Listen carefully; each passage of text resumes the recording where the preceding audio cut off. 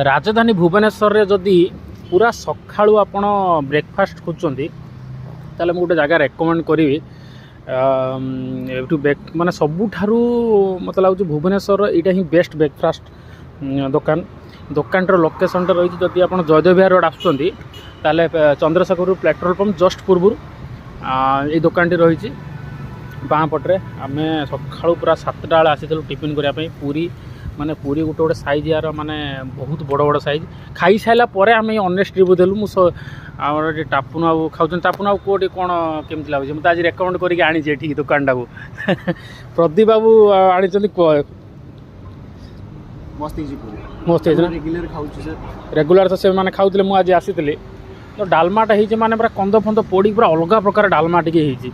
सब परिया पाइबे सब परिया इतर पड़ी परिया अछि घरे यदि परिया खाउ नांती एनी आसन सब परिया को पाइबे बस रेडी।